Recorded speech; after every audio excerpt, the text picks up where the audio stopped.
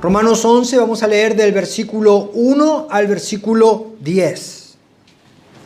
Lo leemos en el nombre de nuestro Señor Jesucristo, el que vive, el que reina, el que tiene el control sobre todas las cosas, el que pronto vendrá. Digo pues, ¿ha desechado Dios a su pueblo? En ninguna manera, porque también yo soy israelita, de la descendencia de Abraham, de la tribu de Benjamín. No ha desechado Dios a su pueblo, al cual desde antes conoció. ¿O no sabéis qué dice de Elías la Escritura? Cómo invoca a Dios contra Israel diciendo: Señor, a tus profetas han dado muerte, y tus altares han derribado, y solo yo he quedado, y procuran matarme. Pero, ¿qué le dice la divina respuesta? Me he reservado 7,000 hombres que no han doblado la rodilla delante de Baal. Así también, aún en este tiempo, ha quedado un remanente escogido por gracia. Y si por gracia, ya no es por obras, de otra manera la gracia ya no es gracia. Y si por obras, ya no es gracia, de otra manera la obra ya no es obra. ¿Qué pues? Lo que buscaba Israel no lo ha alcanzado, pero los escogidos sí lo han alcanzado, y los demás fueron endurecidos. Como está escrito, Dios les dio espíritu de estupor, ojos que no vean y oídos que no oigan hasta el día de hoy. Y David dice: se ha vuelto su convite en trampa y en red, en tropezadero y en retribución. Se han oscurecido sus ojos para que no vean, y agóbiales la espalda para siempre.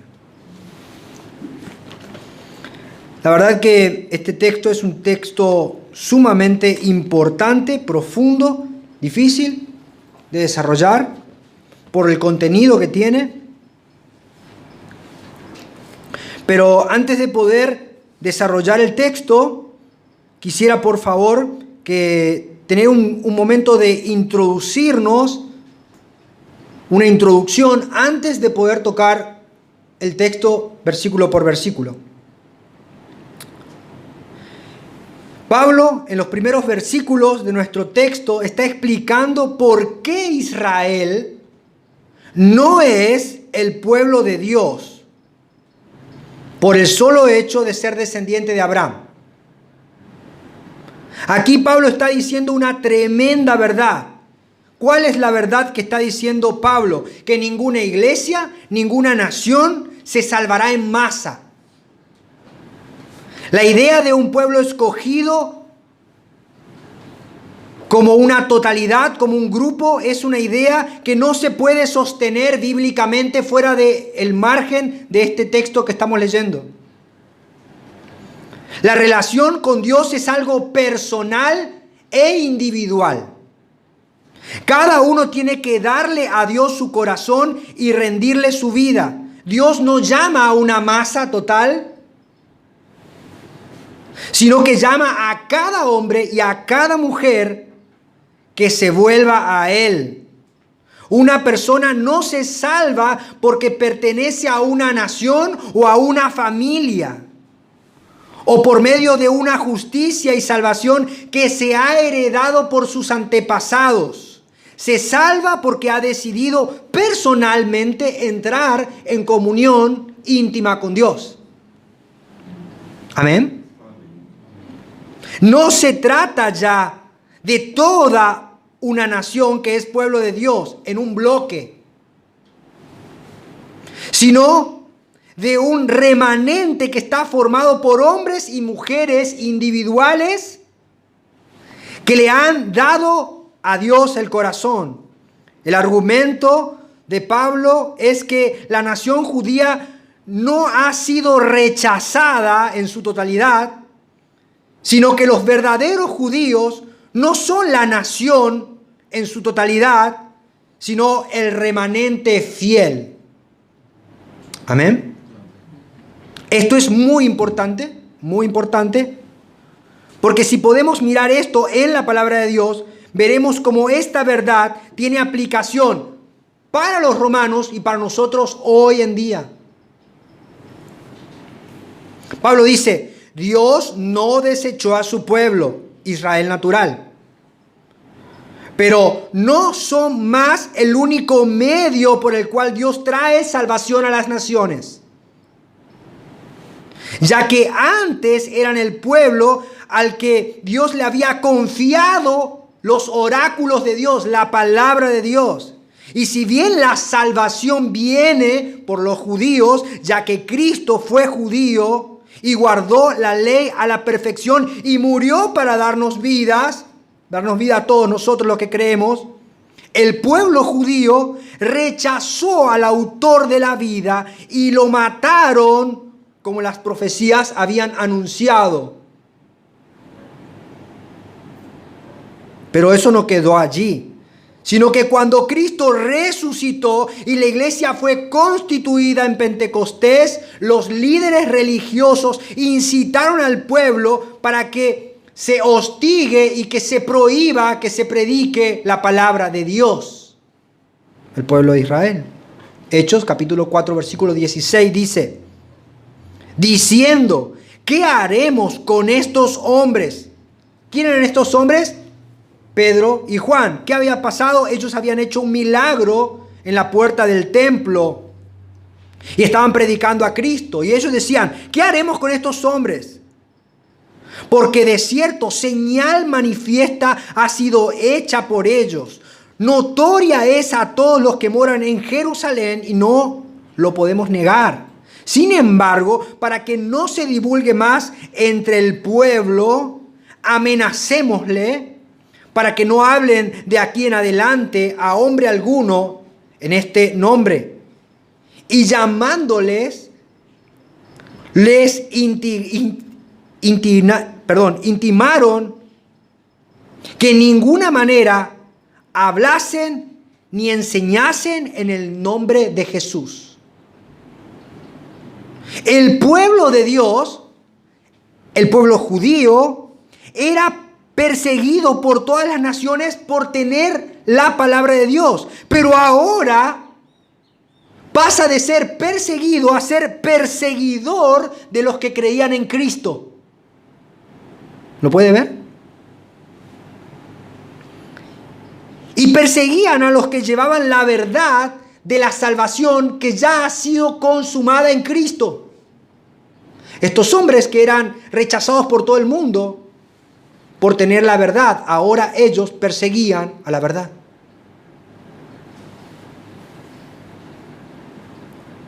Pablo mismo era un perseguidor de la verdad.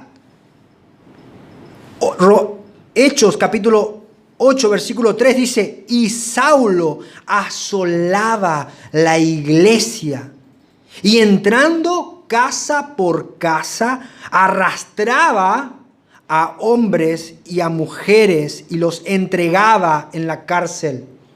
Esto estaba haciendo una persona ilustre de Israel. ¿Lo puede ver? Pero los que fueron esparcidos, los que no eran atrapados y encarcelados, iban por todas partes anunciando el evangelio.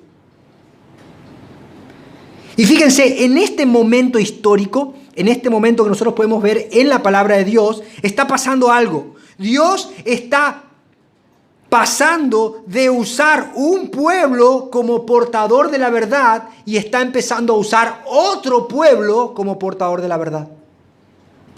Eso está ocurriendo ahí. Ahora la iglesia es el pueblo de Dios. Y la iglesia está formada por las personas que creen individualmente y personalmente en Jesucristo y lo reciben como su Señor y Salvador. Tanto judíos como gentiles. Tanto en Israel como en el Chaco. No importa en qué pueblo, en qué nación, en qué idioma o qué costumbre, si una persona cree en Jesucristo, allí donde sea que esté, pasa a ser pueblo y familia de Dios. Y no necesita haber nacido en Israel. Y esto nosotros lo podemos ver claramente en Efesios capítulo 2, versículo 11. Dice, por tanto, acordaos de que en otro tiempo vosotros los gentiles, en cuanto a la carne, erais llamados la incircuncisión por la llamada circuncisión hecha con mano en la carne. En aquel tiempo estabais sin Cristo, alejados de la ciudadanía de Israel. Fíjense, no eran ciudadanos de Israel. Pero este no es un Israel natural, es el Israel de Dios, el Israel espiritual. Y ajenos a los pactos de la promesa, sin esperanza y sin Dios en el mundo. Pero ahora en Cristo Jesús, vosotros que en otro tiempo estabais lejos, habéis sido hechos cercanos por la sangre de Cristo. Y el versículo más importante, versículo 14 dice, porque Él es nuestra paz, de que ambos pueblos hizo uno,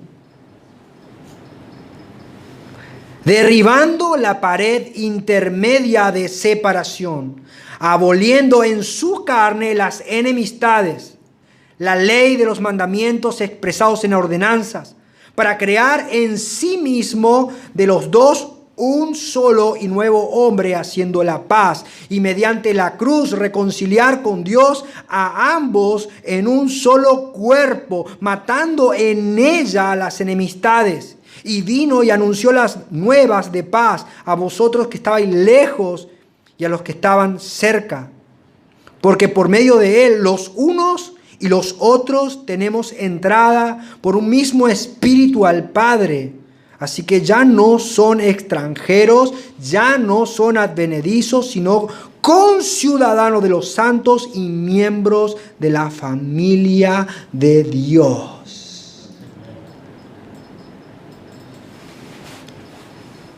Versículo 14 dice, de ambos pueblos hizo uno. No hay tal cosa como un pueblo de Dios según la carne. No hay eso, no existe eso. Dios no tiene compromiso con ninguna ciudadanía natural. Los hijos de Dios no son engendrados de carne, ni sangre, ni voluntad de varón. Son engendrados por el Espíritu y por la predicación del Evangelio y de creer en Cristo. Amén. La iglesia es el pueblo de Dios. Y ese pueblo es un pueblo que está formado por gentiles y por judíos que creyeron en Cristo.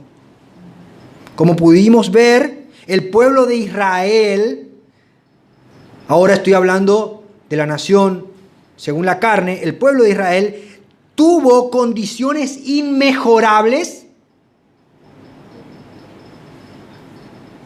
condiciones únicas para poder ser luz a las naciones, porque tenían la palabra, tenían las promesas, por el medio de su naturaleza vino Cristo, pero teniendo todo esto, en vez de poder ellos ser luz a las naciones, terminaron siendo tropezadero con la obra de Cristo y con la roca de los siglos.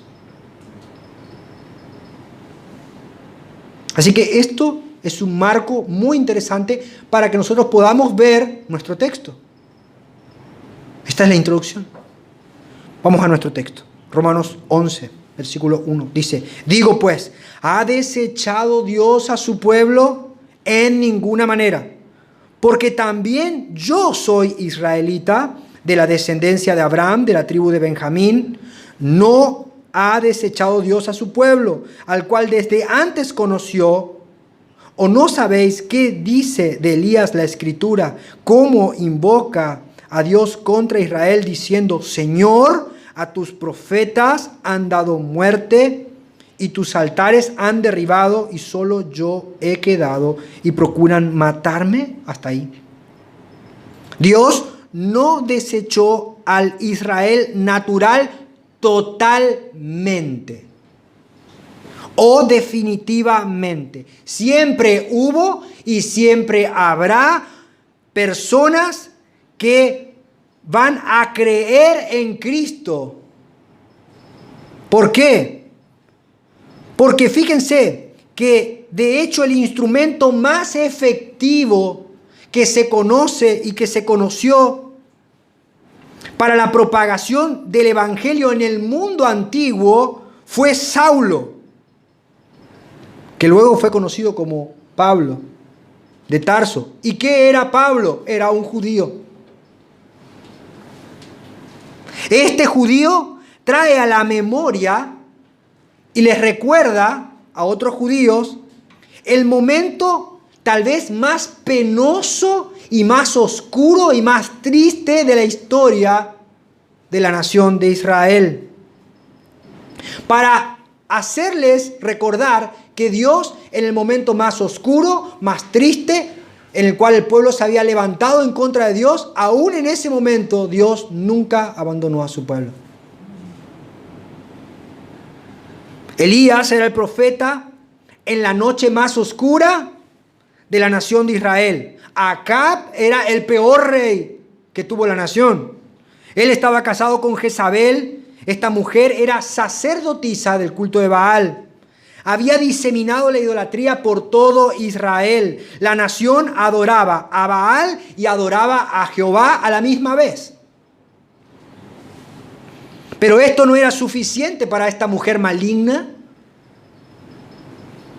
Ella perseguía a los profetas para matarlos y destruía los altares donde se presentaban ofrendas al Dios de Israel. Tal es así que cuando Elías llama a los profetas a desafiar y que se presenten y que se manifieste quién era Dios verdaderamente, él tiene que reconstruir el altar porque había sido derribado. No había altar de pie en la nación de Israel. ¿Pueden ver lo oscuro que era el momento al cual Pablo se está refiriendo? Y todos conocemos esa historia.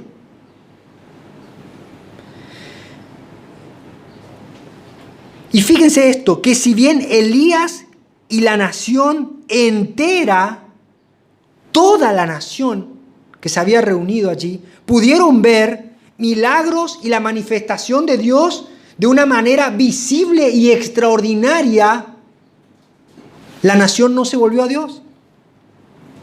Vieron fuego descender del cielo, vieron que volvió la lluvia después de 3 años y medio de sequía. Pero ¿saben lo que no vio Elías? Lo que no vio Elías es que la gente se convirtiera. Y es muy fácil ponernos en la mente de Elías y pudiéramos pensar o imaginarnos qué pensaba. Me imagino yo que Elías habrá dicho: ¿pero qué más tiene que hacer Dios con esta gente para que se convierta?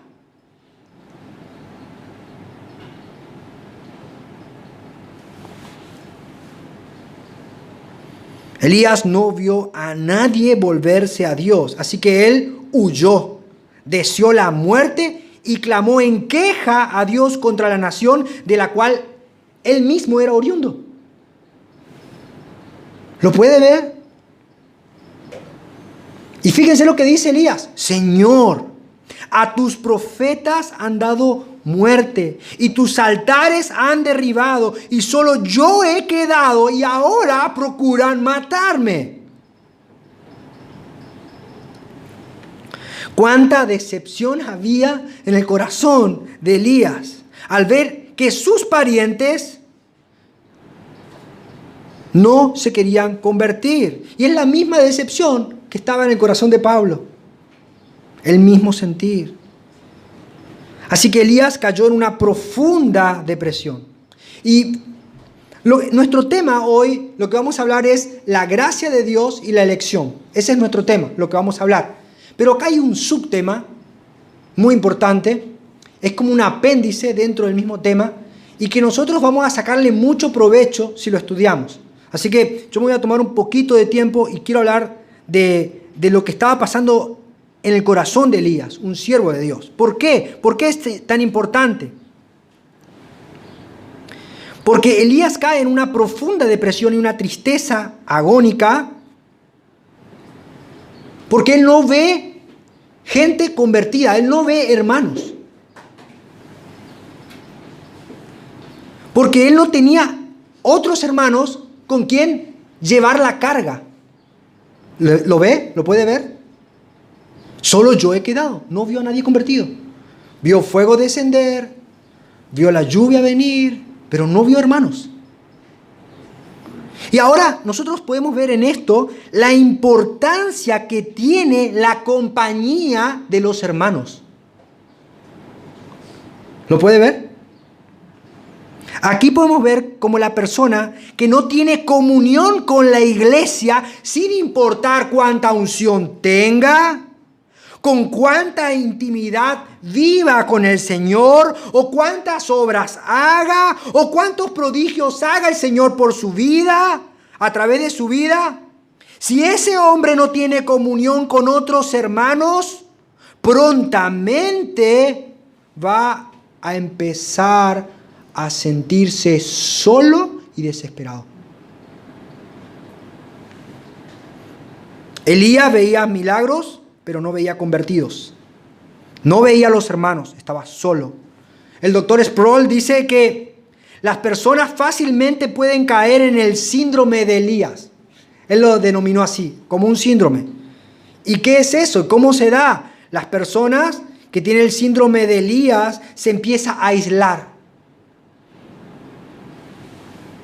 Se desconecta del cuerpo de la iglesia y allí empiezan los problemas para él. En la soledad.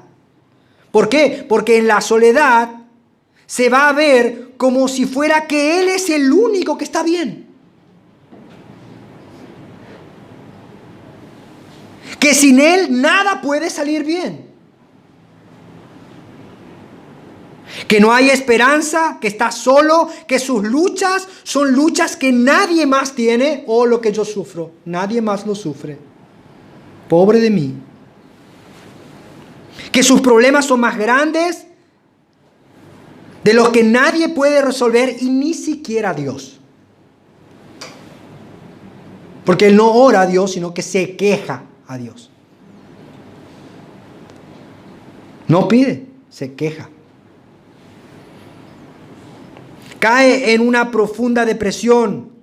Y todo eso como consecuencia de no tener hermanos a la vista convertidos con los cuales compartir. ¿Está viendo usted la importancia de la iglesia local? ¿Lo puede ver? Si no tenemos una iglesia donde compartir, donde llevar las cargas unos con los otros, prontamente vamos a ser presa del síndrome de Elías. Ahora fíjense cómo Dios trata con el corazón en depresión de su siervo. Romanos 11, versículo 4 dice: ¿pero qué le dice la divina respuesta? Yo diría, ¿pero qué le dice la divina receta a este paciente? Me he reservado 7,000 hombres, que no han doblado la rodilla delante de Baal. Así también aún en este tiempo ha quedado un remanente escogido por gracia. Dios le dice a la persona que está ensimismada, que no puede mirarse más allá de su propio ombligo, que no puede mirar más allá de su propia montaña de problemas, le dice: hey, no estás solo. No estás solo. ¿Y sabe qué? Hay muchos más. Así que Dios lo manda a este hombre, a este llanero solitario, a que unja a Eliseo. ¿Recuerdan? Y este Eliseo no lo dejaba solo ni para ir al baño. Quédate aquí, voy a ir. No, yo no te dejo. Fíjense cómo Dios trata con el corazón en depresión de este hombre. Le pone a alguien al lado. No te voy a dejar. No te voy a dejar. Pero además le dice, no fue tu obra en el Carmelo, fue mi decisión, mi poder, y fue por sobre todas las cosas, por gracia. La respuesta de Dios para la depresión por la soledad de Elías se puede resumir en dos cosas: gracia y comunión. Mucha gente está sufriendo en soledad porque no quiere aceptar la obra de Cristo y porque no quiere congregarse, porque no quiere unirse a una iglesia local. Síndrome de Elías. Y adentro de su corazón creen, pero no hay nadie tan fiel como yo. Así que él prefiere, como no quiere congregarse en una iglesia que hay gente que tiene defectos.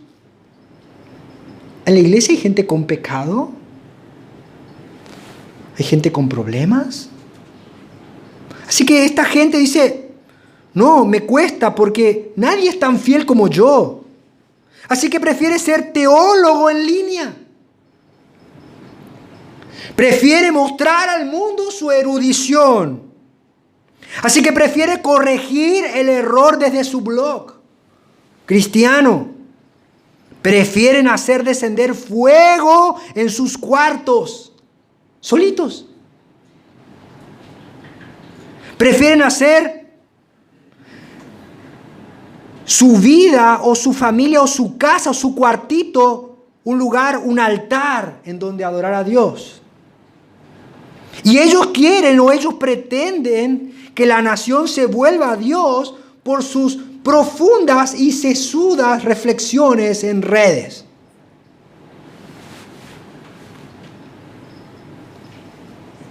O porque despedazan a falsos maestros, trenzándose en debates teológicos interminables e infructuosos que no sirven para nada. Pero lo curioso es que estas personas pueden hacer muchas cosas, pero si no están en una iglesia local, pronto estas personas que no son más fuertes que Elías, que no tienen más conocimiento de Dios que Elías, estas personas, si no se vuelven a una iglesia local y empiezan a servir a Dios con hermanos de carne y hueso que los pueda tocar, van a caer en una profunda depresión y tristeza. ¿Y saben por qué? Porque Dios no nos creó para vivir en soledad, sencillamente por eso. Génesis capítulo 2, versículo 18, y dijo Dios, no es bueno que el hombre esté solo. Así que Dios dice, yo le haré ayuda idónea para él. Y al igual que en aquella vez la respuesta para la soledad era una mujer, ahora la respuesta para el hombre que está afligido y en depresión es la iglesia. La novia de Cristo. Allí va a encontrar la compañía que necesita para no sentirse solo. Y si es soltero, se puede encontrar una esposa también.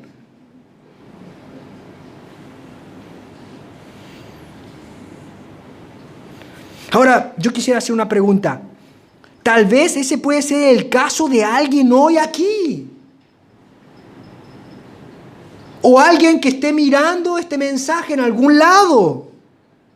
Tal vez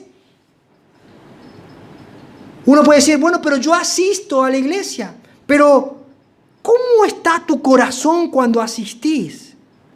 ¿Asistís solo para cumplir? ¿O porque realmente querés tener comunión con los hermanos?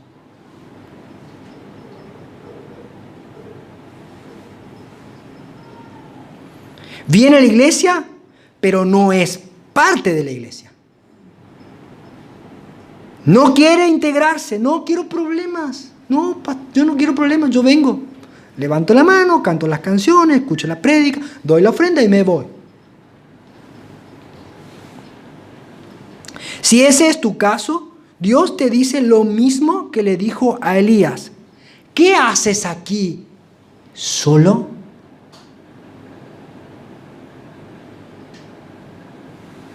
Levántate y glorifica a Dios, que no es tu fuerza, es por gracia.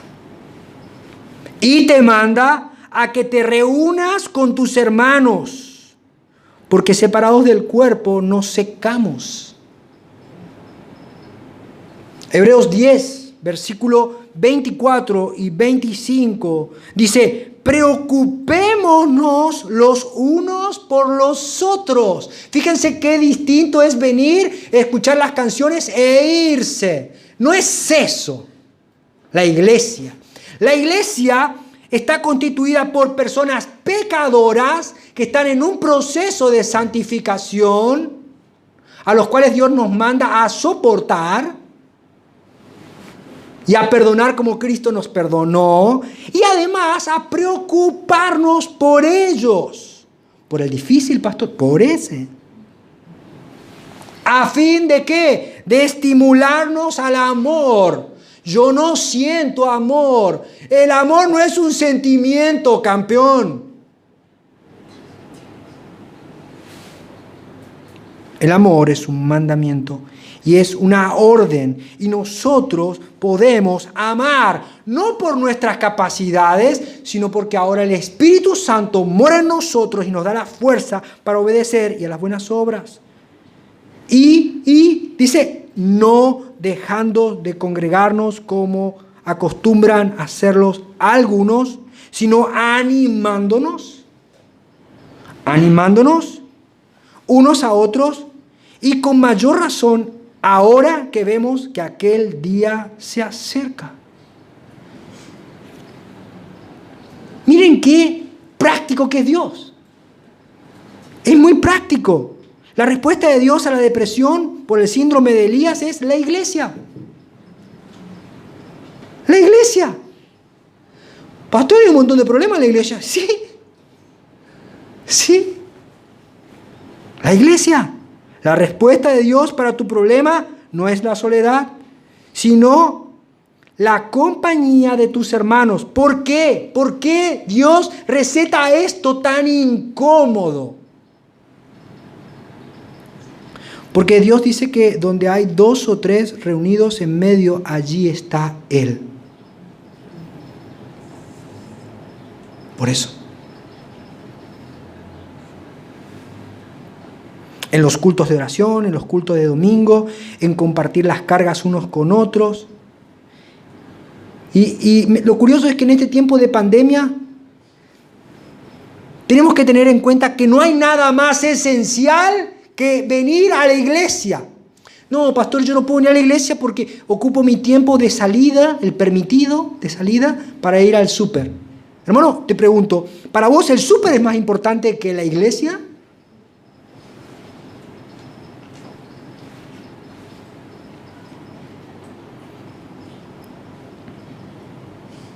Los cultos virtuales no reemplaza al culto presencial, porque Dios prometió estar allí en medio de los que se reúnen en su nombre. Si no te estás congregando, estás pecando y te estás privando a vos mismo de la receta de Dios para tu enfermedad.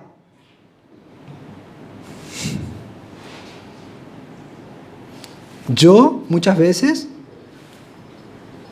no quiero hacer caso al médico y después sufro las consecuencias. Pero en este tiempo tenemos que entender que son tiempos iguales a los que vivía Elías. Son tiempos idénticos a los que Elías vivía. ¿Por qué?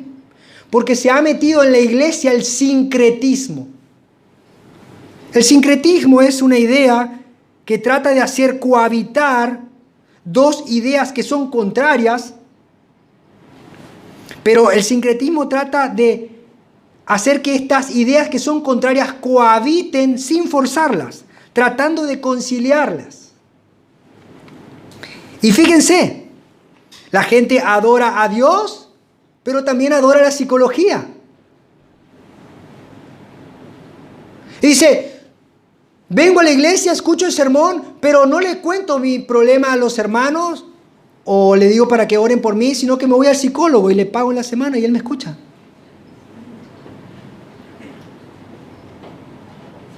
Adora a Dios el domingo, pero en la semana su vida está centrada en las riquezas.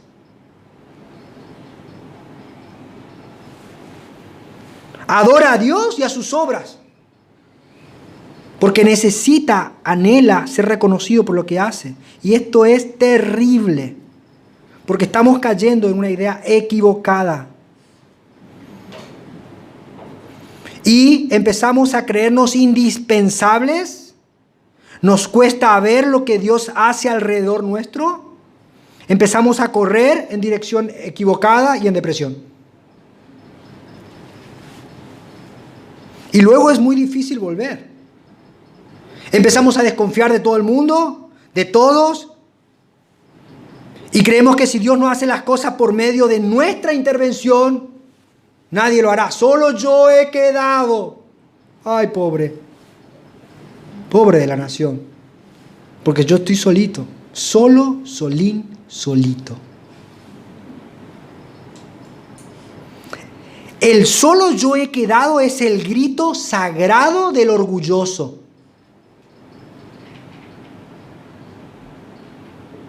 Pero mire cómo Dios trata con el orgulloso.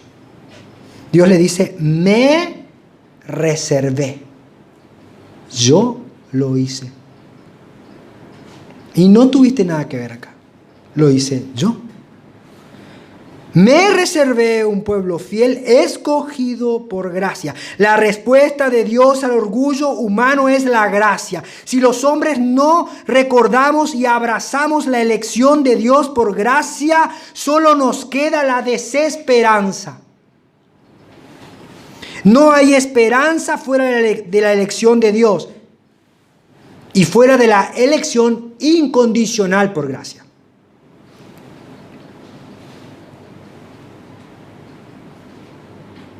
¿Y saben por qué? Porque los hombres pueden ver bajar fuego del cielo y no van a creer.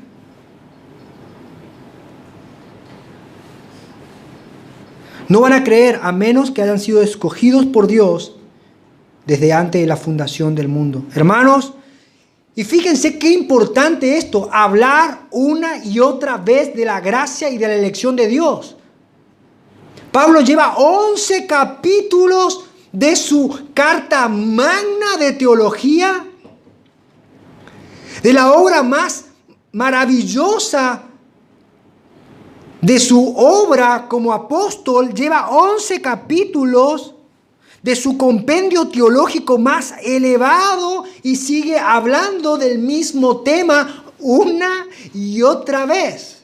Él dice, gracia y elección, gracia y elección. ¿Por qué? ¿Por qué Pablo habla una y otra vez de que no es por nuestras obras? ¿Por qué? Porque el corazón del hombre es terriblemente legalista y quiere de alguna forma aportar algo en su salvación. Se resiste de todo su corazón a que la obra sea toda de Dios. Es imposible que una persona religiosa acepte la salvación por gracia si no es por una obra del Espíritu Santo.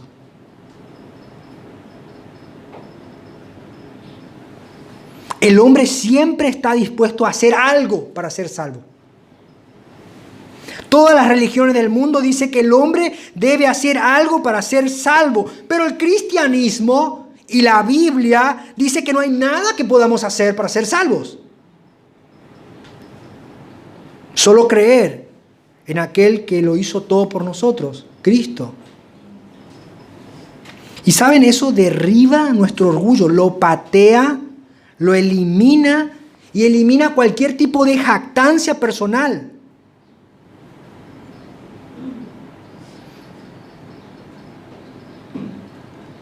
Y el tema es que muchos entendemos esto intelectualmente porque creemos en doctrinas de gracia, pero en la práctica, en el día a día y en nuestro corazón, lo que creemos en nuestra mente no se condice con lo que hay en nuestro corazón.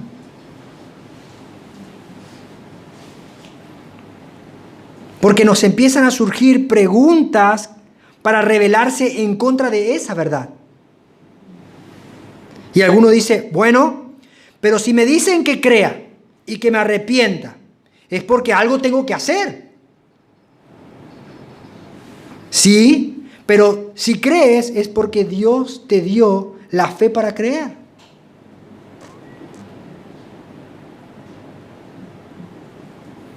Efesios 2:8 dice, porque por gracia sois salvos, por medio de la fe, y esto no es de vosotros, pues es don de Dios. Y saben, esto es demoledor para el orgullo humano. Esto es algo que necesitamos entender, pero también que necesitamos aceptar y vivir.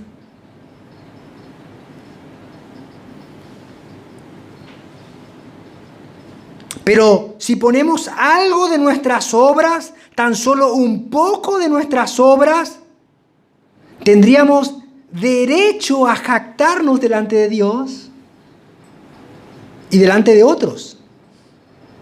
Tan solo un poco, un poco. Una persona puede aceptar intelectualmente la doctrina, pero su corazón se rebela.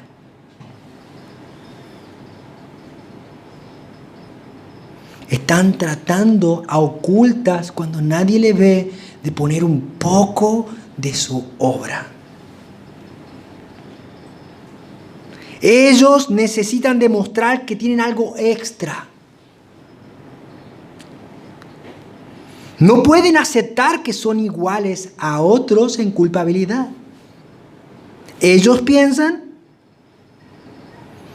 que hay otros que son más culpables o menos santos que ellos.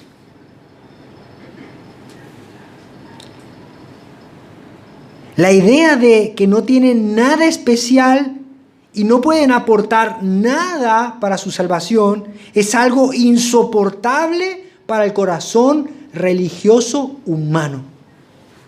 No lo soporta. Acepta la gracia, pero no la sola gracia. Acepta la fe, pero no la sola fe. Acepta la elección, pero no la elección incondicional, sino una elección condicionada a la obra que el hombre puede hacer.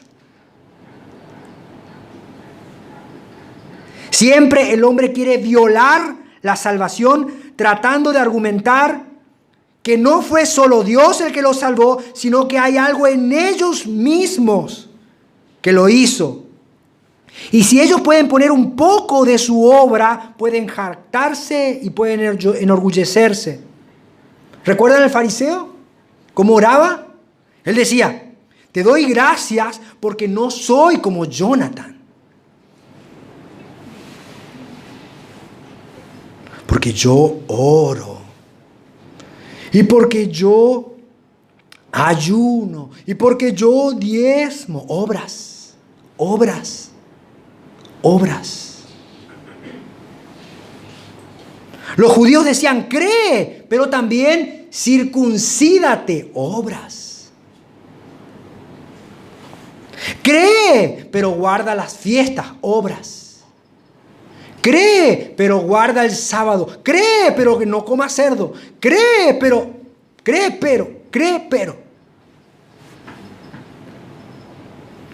Pero Pablo para derribar todo tipo de posibilidad de coexistencia de obras y gracia al mismo tiempo, deja una frase que para mí es épica. Y estoy luchando, quiero aprendérmela de memoria. Versículo 6, fíjense lo que dice. Lo voy a decir como a mí me gustaría decirla. Dice, y si por gracia ya no es por obras, de otra manera la gracia ya no es gracia. Y si por obras ya no es gracia, de otra manera la obra ya no es obra. Alguien tiene que hacer trap sobre esto.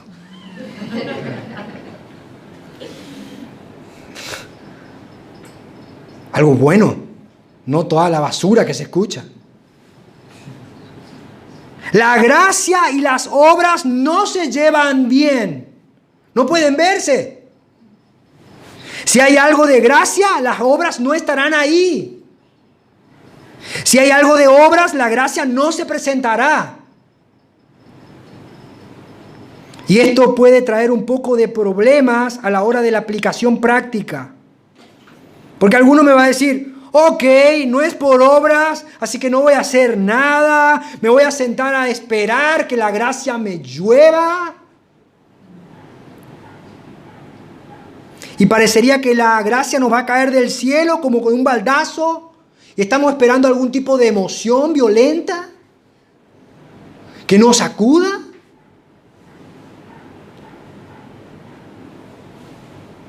Pero no es así como funciona.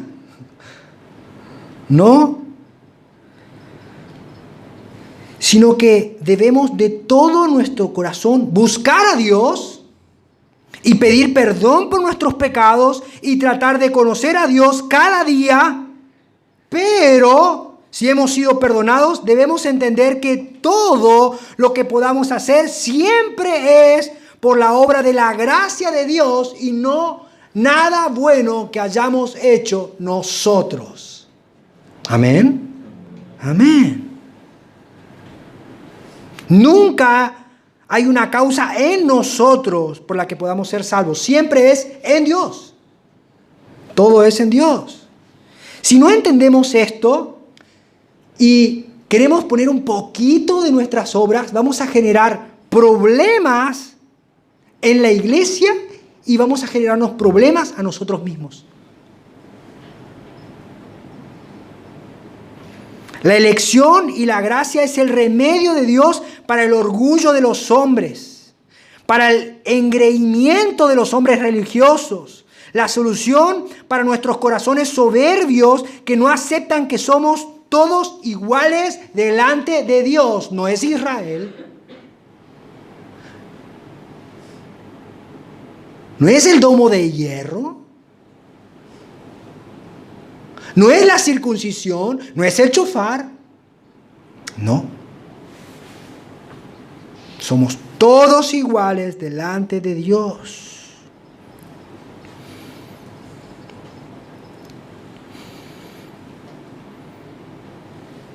Debemos entender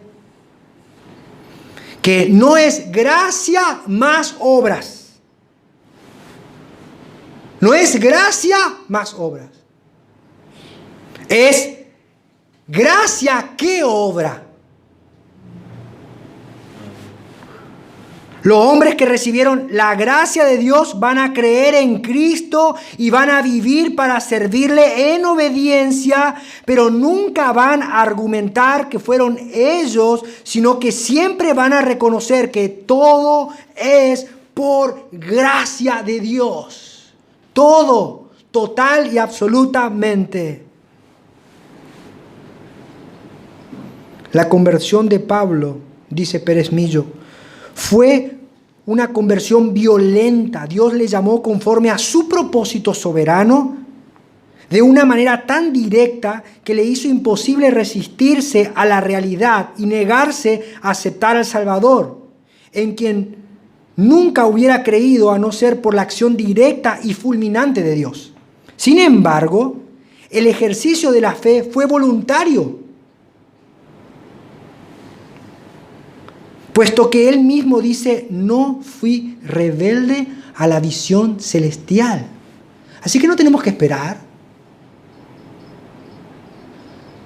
No tenemos que esperar. si entendemos en nuestro corazón que Cristo es el Señor, tenemos que ir en fe a Él. No tenemos que esperar una emoción violenta, una visión. Si creemos, tenemos que ir a Cristo. Y listo. Cuando somos golpeados por la gracia irresistible de Dios, vamos de todo corazón a Dios para servirle y amarle. Fíjense lo que decía este hombre. Primera de Corintios 15:10 dice: pero por la gracia de Dios soy lo que soy. Y su gracia no ha sido en vano conmigo. Antes he trabajado más que todo. Pero fíjense cómo termina la frase. Yo he trabajado más que todos, pero no yo, sino la gracia de Dios conmigo, en mí. Eso nos hace ser humildes, tolerantes, amorosos, comprensivos con otros que pecan contra nosotros.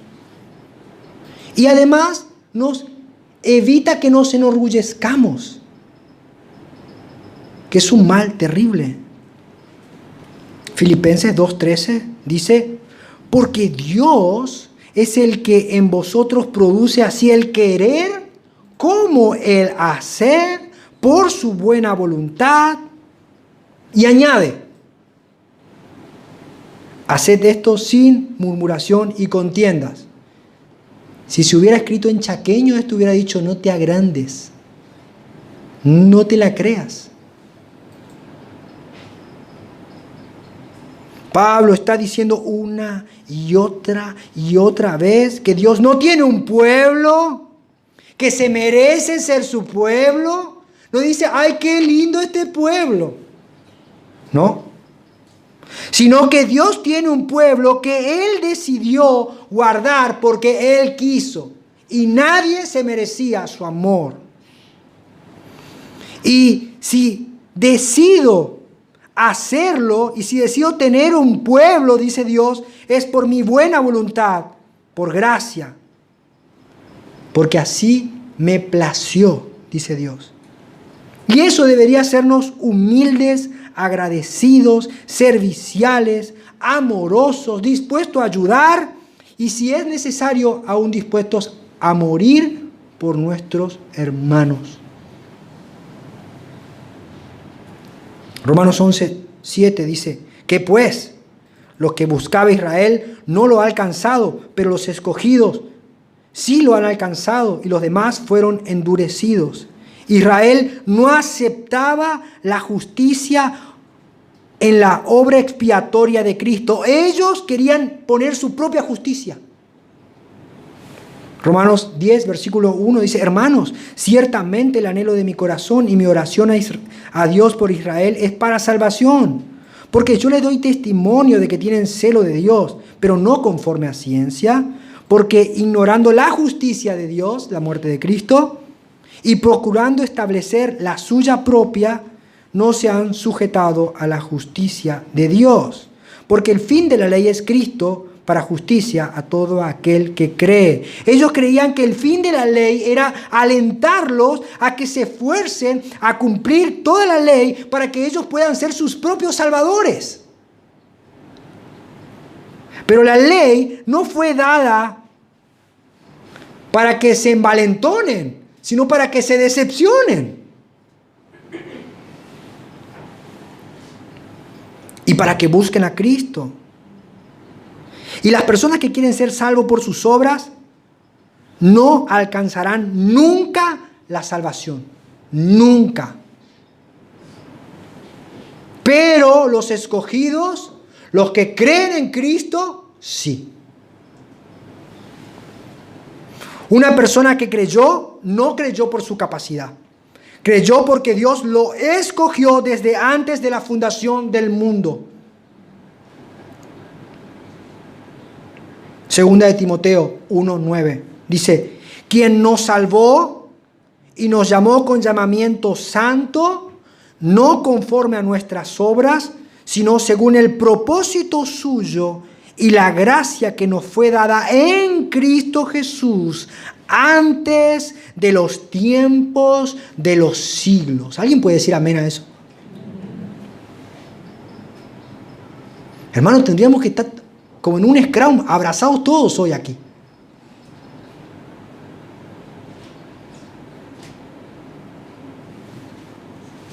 Necesitamos abrazar esta verdad, porque si no aceptamos esta verdad, el orgullo está a la puerta y llama.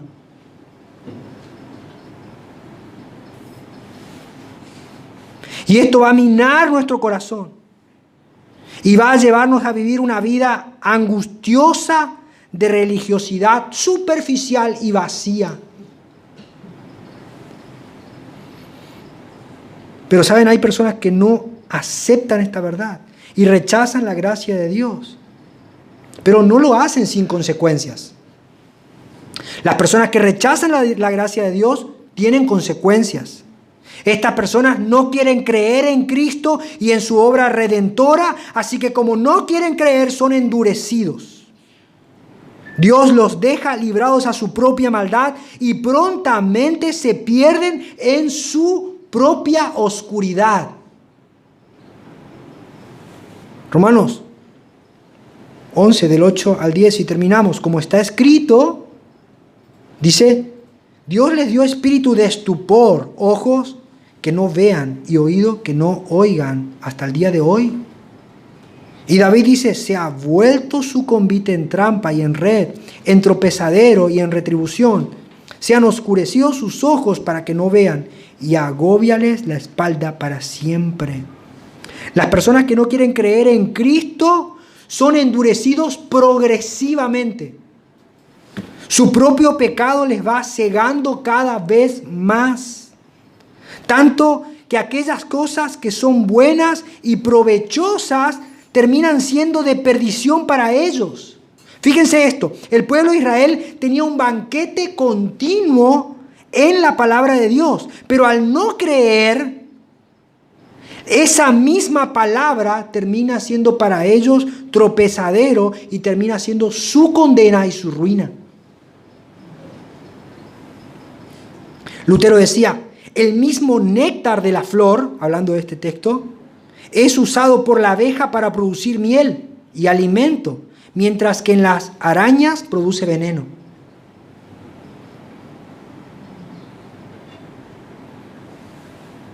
La gente no se da cuenta que cuando rechaza el Evangelio, su palabra, su llamado, muchas veces las personas desprecian a Dios y eso, solo su deleite externo hace que se ciegue y no pueda escuchar a Dios y se rebele cada vez más en contra de Dios. Las personas rechazan la gracia porque prefieren arreglar las cosas ellos mismos.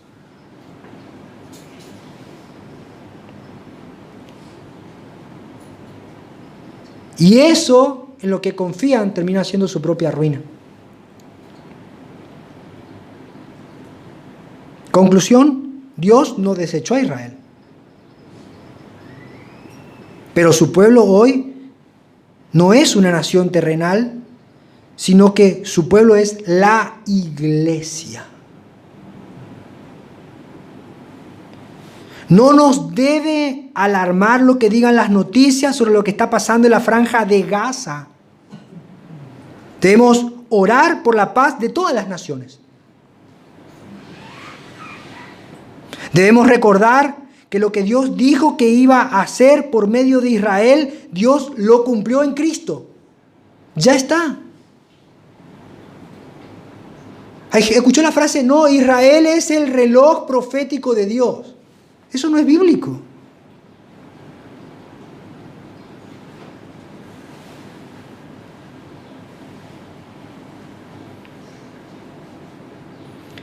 En Él, en Cristo, todas las familias de la tierra son benditas. Debemos entender que no hay un pueblo preferido por Dios, ni un pueblo según la carne. Siempre fue por la elección libre de Dios, por su gracia. Debemos eliminar todo tipo de sectarismo en la iglesia, porque todos somos iguales delante de Dios. Amén. Y ahora, no, porque si no hago danza hebrea, y porque si no toco el shofar, y porque si no hablo en palabras hebreas, no soy hijo de Dios. Hermano, no es así. No es así.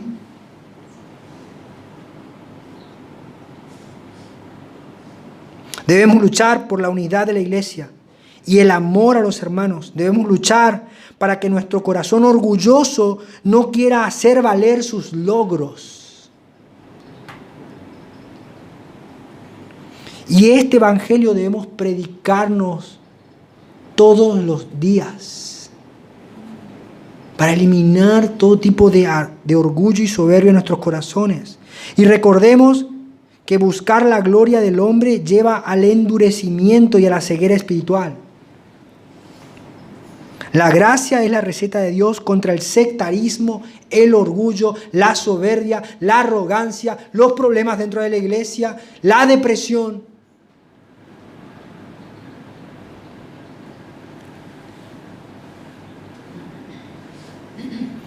Hoy cuando llegué aquí, los hermanos empezaron a cantar esta canción,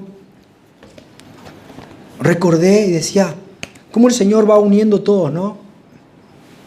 Porque es siempre por gracia, siempre es por gracia. Y decía Pablo y Carla, ¿no? Por tu gracia y tu bondad, miro alrededor, tú estás aquí, tu amor me cautivó, oh gran Dios de amor, no entiendo. Miro alrededor y veo a mis hermanos y no estoy solo. Estoy aquí y no me la creo porque sé que no es mi fuerza.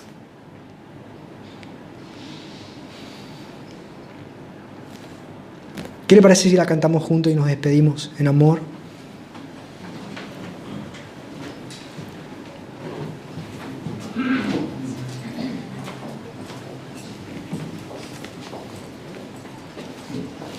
Oramos. Señor, gracias por este tiempo. Quita toda soberbia, toda arrogancia, toda jactancia de nuestro corazón. Y que solamente entendamos que es tu gracia. Es tu obra. No hay nada en nosotros, es tu gracia. Señor, te pido, danos amor para poder amarnos y alentarnos y para poder estar comprometidos con tu obra, con tu iglesia. Te lo pido, Señor, en Cristo Jesús, el Señor. Amén.